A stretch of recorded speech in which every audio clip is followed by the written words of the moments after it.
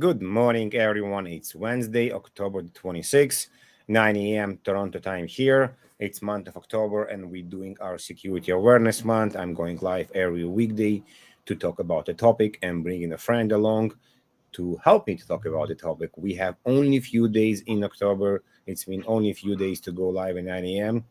We'll see what we'll do with this in the future. Probably not gonna go live every day, but maybe we'll go live once a week, depending on the topic, because there was quite a lot of interest about this. It's a live event. If you're on LinkedIn and you are live, you're more than welcome to ask questions. And today I have a pleasure to talk to Nick, and we will talking about attack surface management. Nick, can you please introduce yourself?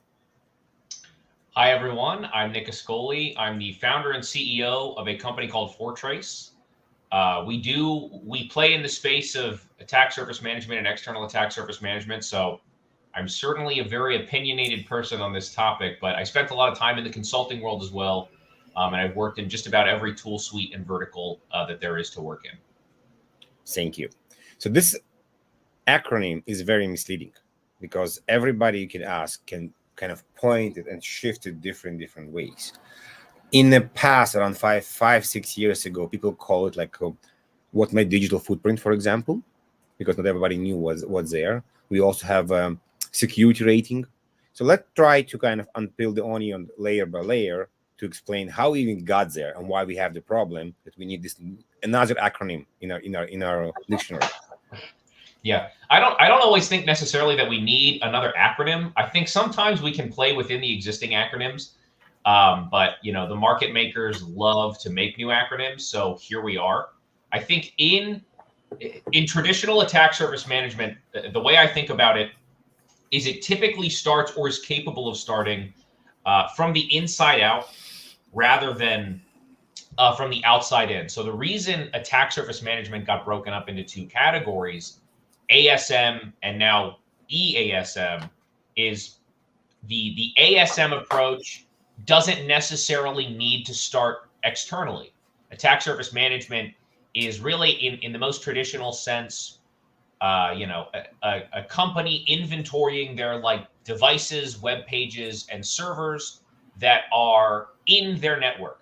External attack surface management. Yeah, but we usually call it asset management or CMDB for internally.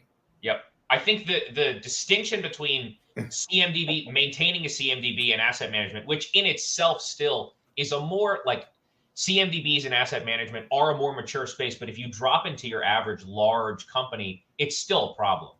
Understanding the footprint of your assets is still a unique challenge in most organizations, especially because most functions have splintered off now.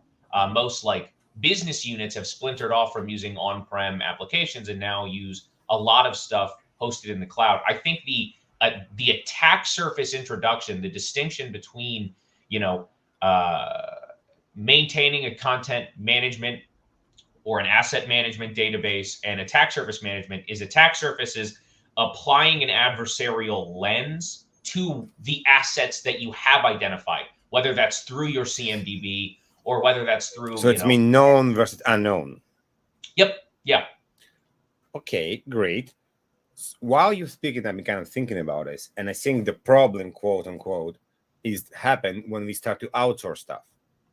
When we had everything on premises, no cloud, and we knew everything, we probably had a much better grasp on what we have and what we don't have.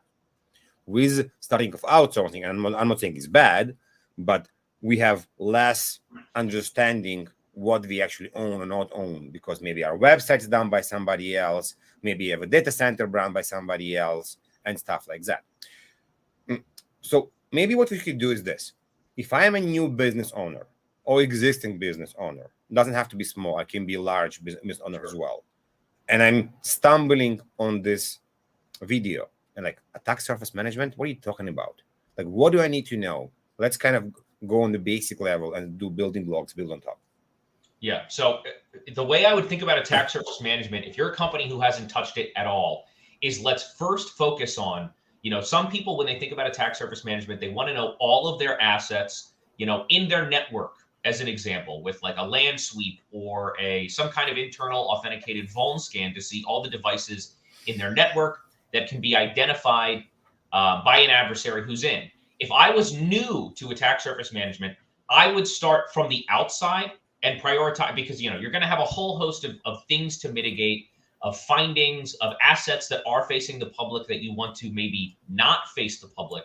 What I would do if I was a new organization is, first of all, I would start on the open source suites, right? I would use open source tools, packages available in like the recon section of Kali Linux, and I would run scans against myself to see what assets I have, whether I know about them or not, are publicly enumeratable, and So start I will be a like devil attack surface advocate from here. the public, from what the adversary can see. Sorry, say again. I will be a devil advocate here. Like, why? Why do I care? Like, I have my stuff to do. Like, why do I need to know all this stuff? Yeah, I think you need to know the stuff from the outside that an adversary can actually see, because a lot of priorities that come, a lot of security priorities that come for things like patching, for things like deploying suites of, the EDR software you just bought, or the DLP solution that you need to hook into everything. To prioritize, it's a challenge enough to actually make sure that you've got coverage across your entire network, which is now like disparate and not owned by you necessarily anymore, but is owned between you and like 4 vendors and an infrastructure as a service provider. So using an attack surface management approach to inventorying your assets based on what an adversary can see gives you a way to prioritize what might currently feel like a very overwhelming list of chores to do related to patching, related to deployments. So it can help you start to make sense of what we have out there and prioritize what should we be addressing with internal priorities based on what do we really care about in cybersecurity, right? What the bad guy can actually see. Let's prioritize based on what the adversary can actually see. It's a practical approach to starting to shift internal priorities to be a little more authentic to an adversary and less authentic to maybe a compliance framework, which is still very important, but we should be focused on the adversary's view. And I think it's a very good way to position it. Basically, if you think about this, if I have a house and I don't know how many windows I have as facing externally, I will not able to know which windows to close. Same in the business. If I don't know what do I have, there's no way I will know that I need to protect it. And when I know, so basically, if we go into all the frameworks that you mentioned right now in the compliance, all of them say in the beginning is assets, CMDB, and understanding what you have. So building on top, I can have internal one, but for the external one, and especially for the outsourced one, it can be much harder for me to know. But when I know them, then, as you mentioned, I can start prioritizing what to do. Yeah, I like your house analogy, because I like, if you think about it like doors, right? Like the outside of your house has lots of doors, but so does the inside. Now, if we're going to focus on hardening the doors to your house to prevent someone from getting in, let's focus on the doors that face the exit. Let's focus on the doors that people can see from the outside. And then once those are locked down, then we can focus on, the bedroom doors, the doors between the rooms already inside the house. Because, if someone's not in yet, let's make it harder to get in before we make it, harder to poke around. Both very important. But in terms of priorities, it's already so hard to prioritize. I think you should start with what an adversary can actually see. When we're talking about prioritization, so I ran some scan, I asked somebody to run, I found domains, actually, what would I found in a typical scan like this? What will be the things that you will see people find? Yeah, in the traditional approach to attack surface management, which is not something I totally agree with the definition of, you're going to find devices, web pages, like whether it's customer-facing web apps, internal-facing web apps that are accidentally public, and servers. So workstations and servers that exist in the DMZ or are public-facing, whether intentionally or unintentionally. So you can when you're looking at your attack surface, the more traditional approach is inventorying from the outside hosts and domain infrastructure that you own that is facing the public. Okay. So this can indicate to me, oh, I didn't know I have this website, or I didn't know somebody created the website. It was my domain. Or give me some examples. So like the idea of an interesting finding when running a scan on your attack surface. Well, it's something you want to monitor. I think with most organizations now, just given the space that like the products in the attack surface and the services in the attack surface space exist, most organizations' impression of their attack surface comes from like a quarterly pen test. So an interesting finding in an attack surface scan or an attack surface engagement might be you've got an outdated Nginx or Apache server hosting an employee web application that was supposed to be internal, but is accidentally internet facing. So that is like in the traditional attack surface realm, that is an interesting finding. We've got an internal web app that is facing the internet. We did not know it was facing the internet. It is not supposed to be facing the internet. But for some reason, whether a misconfiguration or lack of configuration or a third party that we use to host the app, not being true to their contract, it's facing the internet. Now, what I consider an attack surface is a little different. I consider it to be like anything that an adversary uses to compromise an organization. Anything that's used in the reconnaissance phase of a penetration test of a red team engagement or of authentic adversarial activity. I look to the pre-attack matrix. I consider the findings of the types of scans, whether manual or automated, that you run in the pre-attack matrix. So before you've even gotten to internal access, I consider that to be what an attack surface really is. But if you're running the traditional, intro to attack surface scans, a misconfigured S3 bucket that's leaking, or an outdated version of a web server, or an expired certificate, these are going to be the kinds of things you find with an attack surface scan when you're looking at yourself from the internet. That would be important to start addressing and generally interesting because you may not have found them before. So I want to add to what you think. So if we think about this, if somebody wants to get into your house, we'll go back to house analogy. They may don't know your house layout internally, but they can grab a binoculars and see what's happening outside. They can monitor who is coming in, who is out. They may maybe even monitor your Facebook to see if you're going on vacation. Why? Mm-hmm. Because it's all publicly accessible and actually kind of almost legal. Nobody can prevent me to stand on the street and watching your house. It's creepy, but we can do it. With the bad guys, because there are so many things that are publicly available simply by using Google in some cases, it's mean they will able to understand and research you to find all this information. So why let them do this? Why not to do it by yourself, to research what is publicly available, what is publicly facing, and make something and change something to make sure the bad guys cannot do this. Now, it's important if you find such a web app that's publicly available by mistake, is not just close the access, but also now figure out, okay, can I now monitor that if this happened in the future, I have an alert. So let's talk about this part, not just one-time scan. How do I put it basically on a monitoring page that I will be alerted if something like this happened? Yeah, so in the attack surface space, especially the external attack surface space, continuous monitoring and integrations are key, right? You're typically in a security operation running, most of the analysts are running out of like a SOAR or a SIM platform these days and addressing alerts in whatever their case management system is. But the consolidation point, traditionally would be like a SIM or some kind of log aggregator. It is really important that the events from attack surface scans aren't just delivered in like a report type fashion, but are delivered in the form of alerts, whether that be to a SIM. And a lot of the findings in an attack surface, scan, if you were to automate it, aren't necessarily rocket science. It's like, take down this web server, put an ACL in front of it to make it not publicly facing anymore. If it's like a SharePoint file that someone clicked share via URL and now it's facing the internet, change the share settings on it. Get that file off of, make it so that someone can't literally just Google and find all your internal open SharePoint. So I think the monitoring, the key to monitoring is integrations.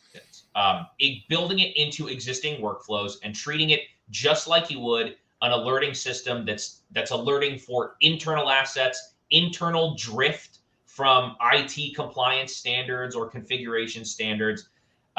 Put that into, a lot of it can be automated, like I said, through a SOAR. There's already such powerful integrations that a lot of the findings you'll get here can be streamlined and automated without the touch of an analyst. But of course, a lot of it will need the analysis of an analyst, and you may want someone checking to make sure that the automated action is going to be the right one. So I think building it into existing workflows and considering attack surface management or external attack surface management to be sort of a part of vulnerability management is how we shift to make it a part of the fabric of security monitoring. Consider it a part of your vulnerability management program, basically. That is a good way to think about it when you're just starting off. Think about it like you would a vulnerability management system. Feed those findings into a system or a procedure that already has a built-in process for starting to remediate these things. Great. We'll do a very short commercial break. Even so, this live show is not sponsored by anyone, but if you guys want to continue watching what we have left for the month of October, you can follow this link. We have a session tomorrow with Axonios, with Nathan, about assets. Continue talking about this today, so internal assets as well. And on Friday, we'll talk with Dimitri Reitman about SBOM 101. And Monday is the last day of October and Halloween. I'm still trying to figure out what we're doing. I have some ideas, but we'll talk about this. We also, on this link, you can follow the two podcasts I'm running. One is with Dimitri Reitman, Security Architecture Podcast, and the second one running by myself, Cyber Inspiration, about founders' motivation to start their own cybersecurity companies. But we'll go back to Nick and talk about attack surface management. So we kind of established where we are and what we have right now. How do we take it to the next level? What do you see? What do you see it's going? Yeah, I think taking attack surface management to the next level, if you're an organization who's doing this to a mature degree, you really understand what your attack surface looks like. You understand what your internal attack surface looks like. You've got the monitoring in place to keep an eye on new things. Is I would start building this into the fabric of exercises like red teams or purple teams. So when you have findings or patterns of findings that continue to come up in your organization, and you're making policy changes or you're making technical changes to address them, but they're still popping up. Like the SharePoint example. People in your organization are continuing to share very internal files via URL, and they're facing the internet. This happens all the time. Adversaries or red teams are finding it via Google Docs or via like content management system scans, and seeing these files that no one is really none the wiser to the fact that they're publicly facing. I would start building test cases and specific targeted assessments as a part of continuous purple team engagements, which I also think are really important, right? Having the blue team and the red team sit down at the table and work collaboratively on these exercises, I think is important. So observing patterns in what are problems in your attack surface and prioritizing red team engagements based on, if an adversary were to find these things that we keep seeing are problems with us, what's going to happen? Let's practice the scenarios. And the same thing with purple teams. Let's run through actual purple team scenarios with both teams at the table and see, if an entire SharePoint directory in this particular department, which has tons of corporate IP, was to go public, or if someone was to target it to try and find the public files in it, what does that look like? How can we detect that our attack surface is actually being poked and prodded or infringed on? So the next step is moving away from just discovery, which is a unique enough challenge for a lot of people, and moving towards, alerting and testing via red teams and purple teams patterns that you notice in your environment that seem to keep coming up despite your best efforts to make policy or technical changes to address them. There's always going to be gaps that continue to happen. Great. You mentioned metrics. What metrics would you recommend to people to do that they're knowing the right direction and moving the needle? So starting off, and these aren't bad metrics necessarily. Like I would be looking at the volume of domain infrastructure you have. Think vanity domains, think subdomains, think applications that you own that aren't necessarily connected to your core corporate domain. If you have subsidiaries, if you have vendors that are directly connected to your domain infrastructure, I would start an attack surface inventory with domain infrastructure and host infrastructure. If you have awareness of public site arranges or host names of servers that you're hosting in cloud services or on-prem, keep an eye on those from an internet perspective. And I'm talking like just run super simple scans against them to say, A, are they alive? B, what can we get back about them? What OS information can we footprint from them? What network information can we footprint from them? I would, in terms of metrics, I would start the very first thing by tracking volume. How many domains do we have out there? How much of our domain infrastructure is exposed, intentionally or unintentionally? And what is the volume of server and host-based infrastructure, whether it's domain connected or not, that is publicly facing? And the metric I would start with is just, how does that look over time? Are we constantly adding new servers that are publicly facing? Are we constantly making dev and QA domains public that are not supposed to be public? I would start with that metric. And it's not an evil metric necessarily. It's not bad to have domains out there. It's not bad to have servers publicly facing necessarily. Those could be very legitimate parts of the business operating. But I would start my metrics by watching over time what our asset profile looks like in the public. And once you've got a handle on the traditional assets, I would start moving to accounts. What kind of account information? What kind of Git infrastructure can I detect in the public that has potentially our internal code in it? What files do we have released on the internet that can be enumerated from the public? What kind of information can be pulled from the metadata, the EXIF export of those files? So I would be looking at volume as a metric to start, and don't consider it an evil metric necessarily. You don't necessarily want to be reducing the number of these things out there, but you really want to be understanding them. And the key to understanding where you need to reduce is first to discover it. So that's the first metric is the volume of things we have out there, tracking it over time.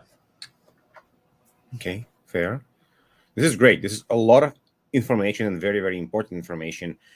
And I think there is you maybe need to write some blog about it. What did you just got about it? It would be cool, Nick, if you can summarize what people should start, because there's a lot of information that people missing. And I think if they can have a way to start from where and where to get, it will help them, crawl, walk, run. This will be very interesting. Yeah. You know what? I do have a blog about this. I'll post it in the comments maybe, but I wrote it. You can put, if you have the link here, you can put it right here in the comments. Yeah, let's do it. Yeah, why not? But anyway, I interrupted you saying something. Please continue. No, it's all good. I just wanted to ask you if you have anything to add. So I wrote a technical introduction to this. Now I'll drop it in the comments, or in the I can't see the comments because I don't have the LinkedIn version open. So if you could take that link and put it in there. So I had a multi-part series on how to run a third-party risk assessment for free.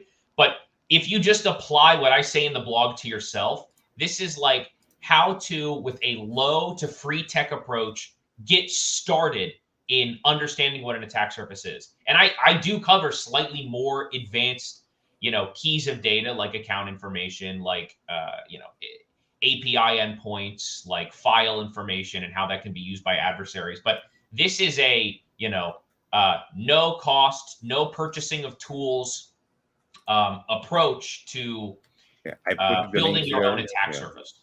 I'll add it here as well. So it's part of your company. Basically, if you go for fortrace.com.blogs, you will find it there as well. And this is a 3-part series, correct? Yeah. So the first part is just explaining what it's going to be about. This part here, the second part, is the most important if you're getting into attack surface management. It's how to inventory your external footprint using free tools, using what's already out there and with the simplest approach possible. Great. I'm going to put the website here as well. This is going to be probably better. 1 second. Here's the website that they can find it. You can probably go to blog and find it there as well, if you're watching this right now. Great. Nick, thank you very much. A lot of good information. This is not an easy topic. This is a topic we can talk about this for a very, very long time. And the more we're moving stuff to SaaS, IaaS, cloud, and outsource, the bigger the problem will be in my mind. No doubt. Yeah, absolutely. It's already, the landscape has changed so much just in the last 4 years, as an example. of people moving, rapidly from on-prem to hybrid to full-blown infrastructure as a service running their whole operation.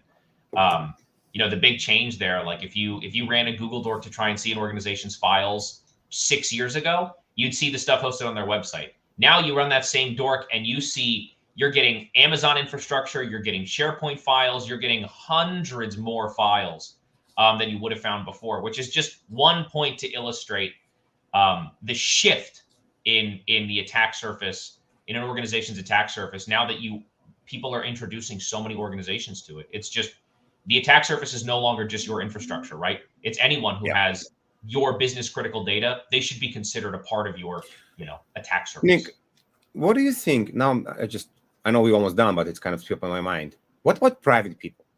People privately may run their own business, maybe even by themselves, and not even consider, maybe don't have a big website. Is there anything people can do by themselves because they may be oversharing somewhere or not doing something smart with their own Google Documents, OneDrive? Sure. Yeah, honestly, the same approaches that apply to collecting information about a large organization work on a small scale. Like I've done assessments on both. We have people on the platform of both sides. So it's like the same techniques that work for seeing what host infrastructure do I have that's exposed, whether it's between tens of thousands of servers or literally one, the same technique will show you the information. The same sources will show you information about that publicly exposed server. So if you're a very small shop, an adversary is going to be using, when they're running, recon, they're going to be running the same techniques against you. Now, they're probably going to, it's funny because sometimes with the smaller companies, despite a smaller footprint, you find more because the footprint is much less managed. It's, by default, a lot of these cloud services you use, you have to turn off, you have to opt out of it being automatically on the internet. So the small business footprint tends to be a little, while smaller in number of assets, usually a bit juicier in what those assets are providing you back from a data perspective. So I would use the same techniques that the big guys are using. Like the stuff I talk about in the blog is mostly open source tooling to get an idea of what your footprint looks like, either open source or just manual processes you can do. So the same techniques that get applied to the big guys get applied to the small guys. So I wouldn't change up the playbook much if you're a small organization. Okay, fair. Thank you very much. Thank you for joining us today. Everybody's listening. Connect tomorrow, Friday. Follow Nick. Connect to their blog as well. They're doing some interesting things. And we'll see you later on. Wonderful. Thanks so much.